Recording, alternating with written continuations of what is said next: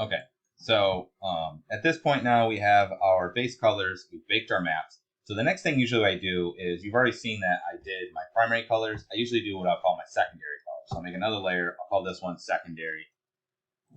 Secondary. Okay. Give it a second, and let's just put that underneath the ambient occlusion. Ambient occlusion should go on top of everything. Okay.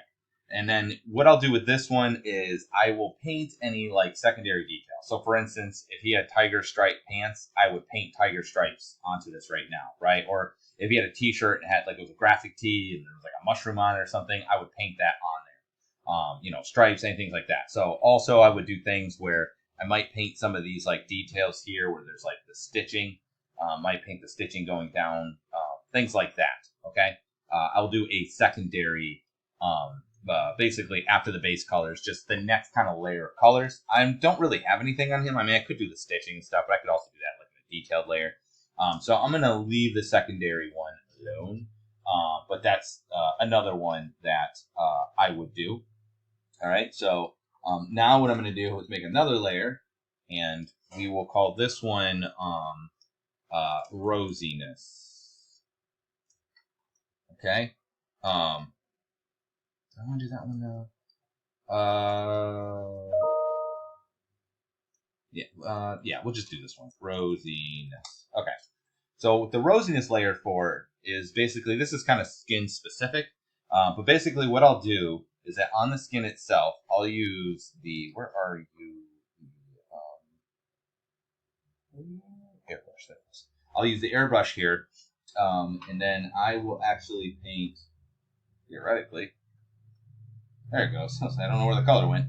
I'll start with that color, and then what I'll do is I'll paint kind of a pinkish, orangish kind of color like this. Obviously, if it's like an alien and it has like green blood, then you'd use that instead. And I'm going to add basically the rosiness to all of the areas that have rosiness. So typically you're going to see that like in the nose, on the ears. It's things that are the most superficial in the body, fingertips, cheeks. It's where the veins and the arteries, where they exchange blood. Okay, and so usually those will be more oxygenated and they'll be closer to the surface. So I will add a gentle rosiness to a lot of this, and then I will make this very weak sauce.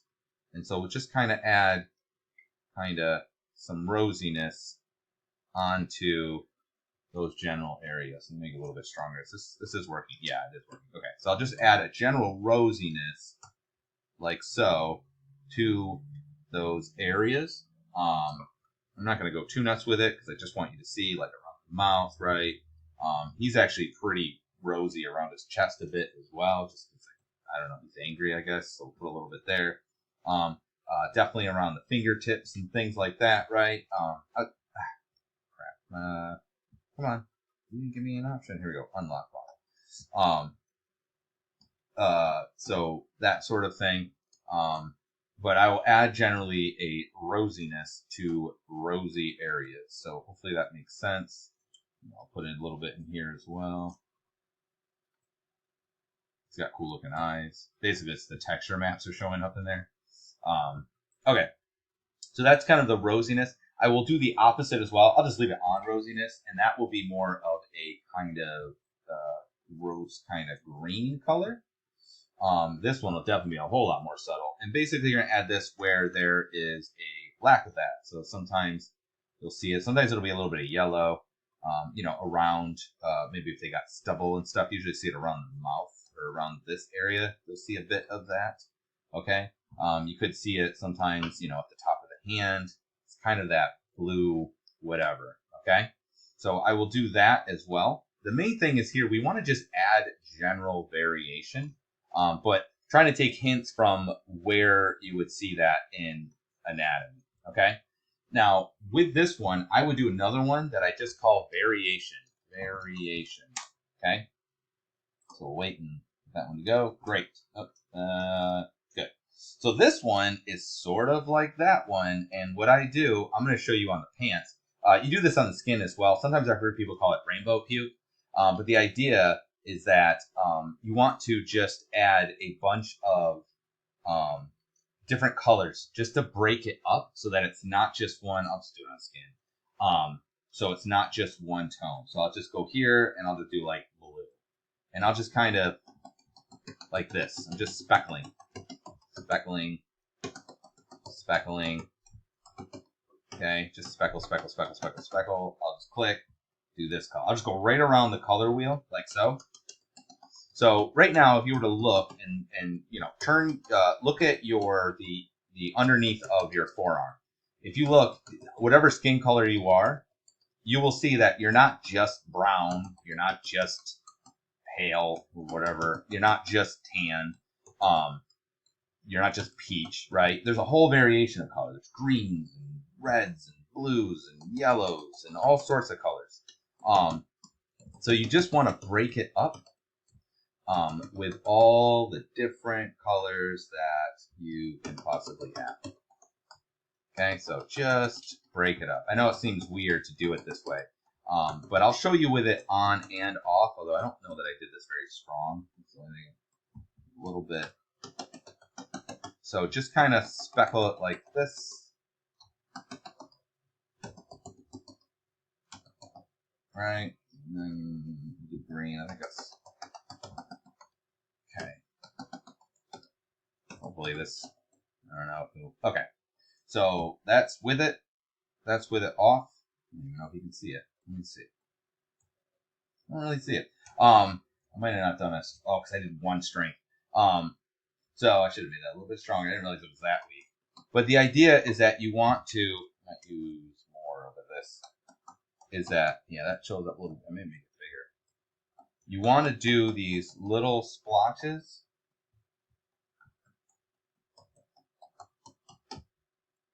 I'm just going to do it on the front.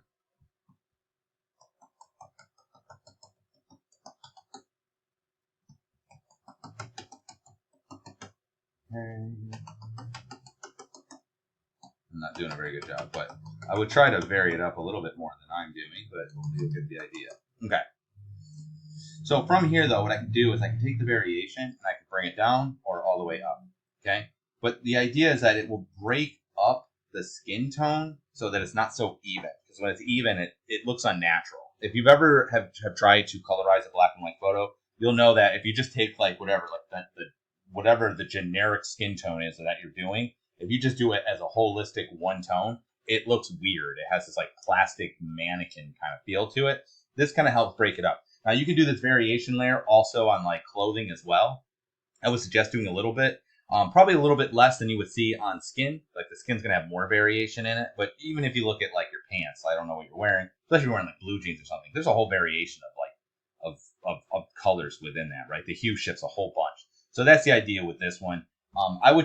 I did it too weak. I would do it too strong and then just take this and just kind of weaken it until it looks okay. And you can even do something where you take like you can even take your primary and drag it above and then like, you know, whatever you got to do in order to make it look a little bit better. That's another layer that I'll do. And then another one that I'll do is pre-shading. So we'll just say pre-shading. Okay. And basically, it's kind of what we're already doing with this ambient occlusion. I'm just going to take this and let's just go ahead and again use multiply. And I'll just go ahead and I'm just going to do a really dark kind of bluish, grayish color, like basically that color. And what we're going to do is this. So I can do it one of two ways. I can just naturally, which to be honest at this point is kind of the way I do things, where I just naturally try to paint in. Did a very good job there. You know, I'll just try to paint in and just help that kind of thing, right? That's too much, obviously, but you get the idea.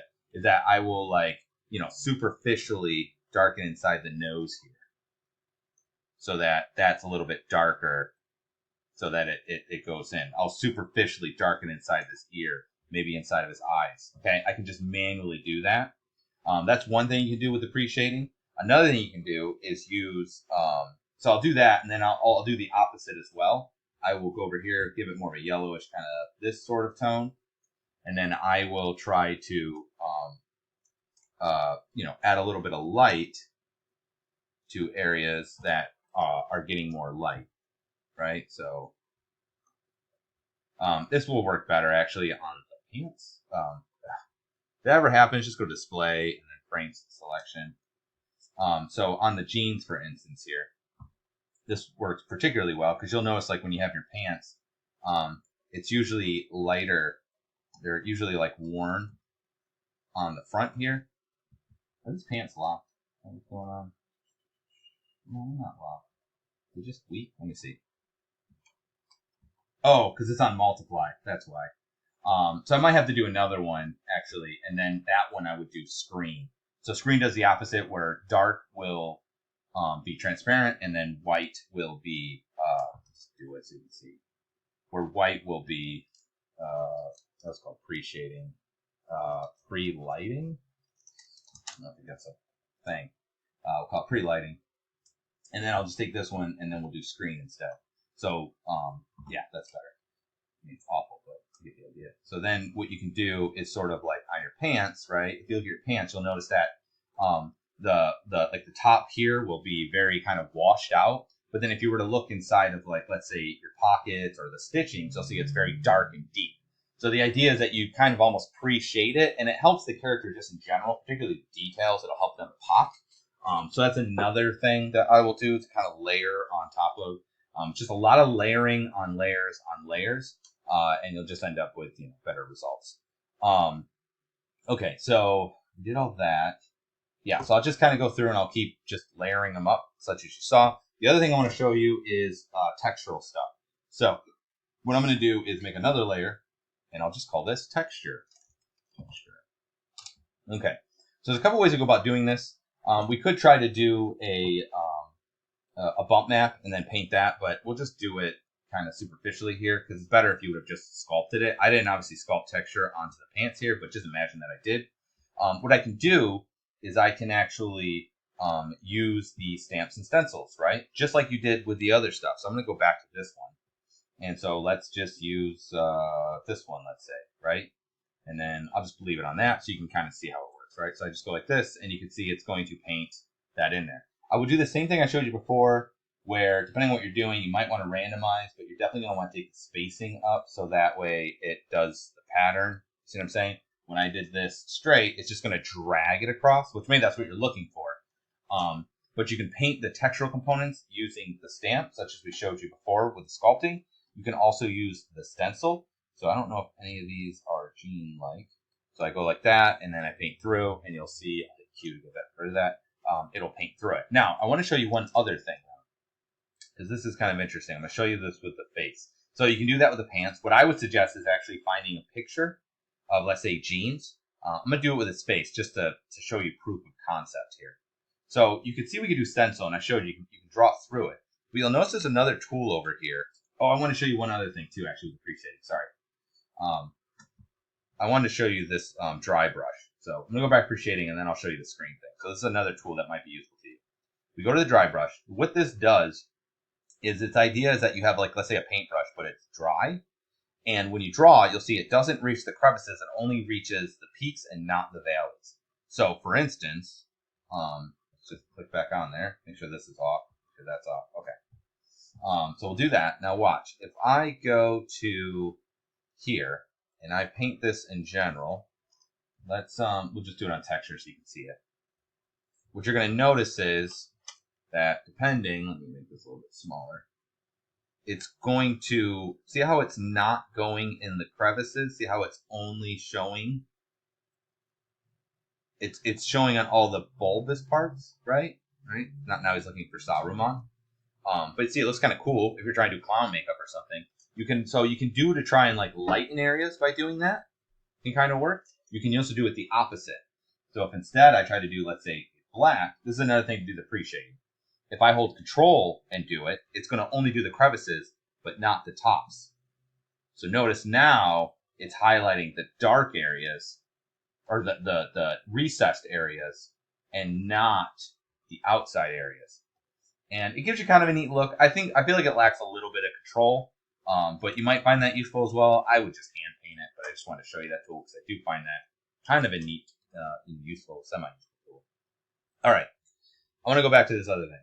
So I just wanted to show you that. So stay on texture. So let's say this is just proof of concept. Let's say I want to paint his face on this guy's face, right? This can be kind of useful. What I can do is I can go to stencil, click on this. I go add stencil. I'm going to find the picture that I have of his face. So we use this one. Okay. I'm going to hit open. I'm going to go over here. Here's my stencil. And you can see it here. I'm going to not use tiles because that's not really what I'm trying to do here. I'm going to hold S and then right click, and I'm going to try and match this up. I'm going to rotate it slightly. It's kind of hard to match up. So a little bit bigger. Okay. So, and what you're going to see is whatever color I currently have, let's go to this thing. Whatever color I currently have, get back on there. So let's just do blue. What it's going to do is it's going to paint. You're not seeing it there. Hang on. Let me undo it. I'll just do it on his chest so you can see. It's going to paint his face. Let me turn off symmetry because you can't see it again. It's going to paint his face, okay, based on the black and white alpha with this color. Now, the reason I'm showing you what this does is this.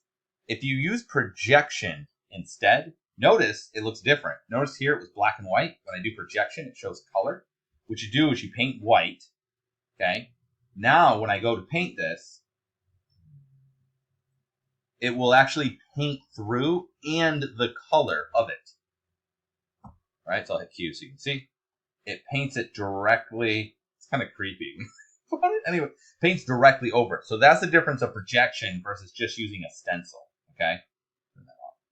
All right, so what I want to do is I'm going to go ahead and, I do have to put the stencil on. Okay. I'm going to go ahead and just show you. I don't suggest doing it this way, particularly a lot of you guys are doing kind of cartoony things, but this could be useful if you're trying to do like an exact portrait. So I'm just going to make this, come on, Q, S. I'm hitting S, aren't I? Come on. S and click. S and, why is it not? That works. There it goes. Okay. It's like acting a little weird. Okay. Just going to try and match this up. See, it's a little hard because when you're doing it, let's just get this guy closer to where I want. Then we'll do this. Okay. Need to rotate a little bit that way. And I'm just going to try, I usually just try to match the nose and the eyes up. A little creepy. Okay. Now, when I go to paint, you can see I can directly paint the texture of that guy's face onto my model. Right? And then I'll hit Q, and you'll see, and you can do this with texturing as well, or with sculpting as well. Although you get kind of weird results, and you can see, oh look, it's my dude, right? I don't suggest doing it this way at all. For one, like it just looks like, I don't know, it looks weird. And you need a good photo. I probably would use this, but see, like there's also pre-shading, like in a way I don't want. So you'd want to get a nice flat image. If you were making a model and you were specifically trying to make it look exactly like, I don't know, some actor, then then have at it. But if you would probably take the photos and make sure they're exactly right, and you would make sure they were, when you took the photos, they were like completely flat, so there's no shading on it initially. But what you could do is use this as like a layer and then lower that, and then like you could kind of use it as a guide and then like paint over top of it, like on a new layer, and use it as a guide to kind of help guide you. That would maybe be an option. Personally, I wouldn't do it, but it's weird. Undo. There we go. Personally, I don't suggest it. Obviously, it's not going to work well if you're doing a cartoon character. But for some things, like these jeans, I could find a repeatable jean texture, load it into here, and then paint that on there. So, for instance, I could do it with this here, right? Like if this was jeans, I could paint that jeans onto my jeans, and it's going to be more accurate than just painting blue. Okay, so that's the idea. So you might find that the only problem with the projection is that you're kind of stuck with whatever the colors are. So you might want to pre-process it, like bring it into Photoshop, make any kind of adjustments to the color and things that you want. You could also play around with the layers in here and do like a color layer or a saturation, or not saturation, sorry, color or hue. Lay it over top, and you can adjust the color that way, and as well as like do some multiplying screen in order to lighten and darken it. You could probably do it that way as well, but that's sort of up to you. Okay. Hopefully that makes sense. So yeah, you're gonna want to paint your whole character. I would do all of that. Oh, we need one more, and that's gonna be the specular map. That's the last thing I need to do. I don't want to make this video too long, but hopefully you get an idea that that's how I would basically generally paint the diffuse. There are some other tools here that you can use, like sponge. You might be familiar with burn and dodge. You probably are familiar with Photoshop. You can also do this if this is something that you're interested in. You can take any layer. So like I can take this primary layer. You can right click on it, and then you can have it export channel to PSD. And I believe it used to auto open it. I don't use this much anymore, this part of it. It'll open it up into Photoshop. Like I think it opens Photoshop by default. You'll bring it up, and then you can just save it right there. And when you come back, it will show up whatever changes you've done inside of Photoshop. So if you're trying to get rid of a seam or something, you want to use a heel brush or something like that, you can potentially use that as well. You might find that useful. But we'll call that good on this. So just kind of generally maybe try to follow that process. And then in the next one, I'm going to try to do specular and to export this all out.